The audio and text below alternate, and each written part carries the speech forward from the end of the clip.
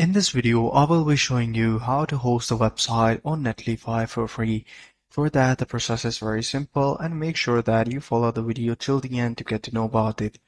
So first thing first is that open up your Netlify website, and in the Netlify, go ahead and sign up account. So what you have to do is you can either create an account with the GitHub or GitLab or Bitbucket. If you don't have these three things, all you have to do is to go and create an account with your email. So once you have done that, you will be redirected to this page. So this is the interface that you will get after creating your account. So what you have to do is in order to host the website on Netlify, first you have a website available on a GitHub.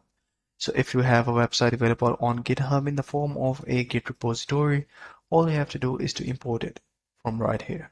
So go ahead, let's deploy your project with GitHub, select the GitHub, and after you have logged in with the GitHub, make sure that you select the right repository. So once you have done that, what you have to do next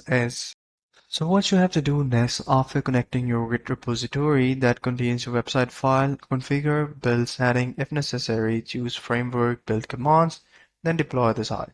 Netlify will automatically assign a free domain. Use domain setting to customize the domain name or link or a custom one. So that's how you can do it. Hope you find this video helpful. If you do, please consider subscribing to the channel. Take care. Bye bye.